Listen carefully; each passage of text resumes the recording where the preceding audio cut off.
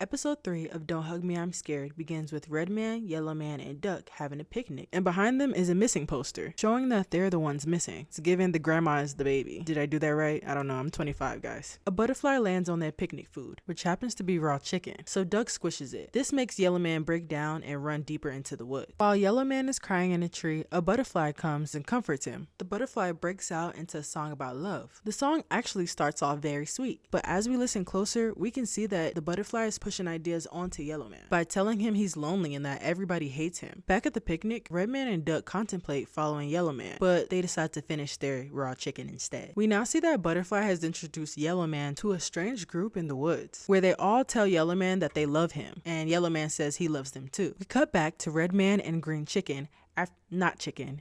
I keep talking about this raw chicken. We cut back to Red Man and Duck after they've demolished their raw chicken picnic. They now decide to go after Yellow Man because that's what real friends do, per Green Chicken. Green Duck! I don't know why I'm stuck on this chicken thing. So now we cut back to Yellow Man and his newfound love friends. They're all singing about how they love their pet crabs and how they love their friends. But when Yellow Man starts saying that he loves this stick and he loves this tree, Butterfly abruptly stops him. Butterfly lets him know that he has to save his love for his special one. They then tell a story about a kid named Michael, the loneliest boy in town. The song basically talks about how Michael is the ugliest boy in town and everybody calls him a freak, so he lives underground. That's it.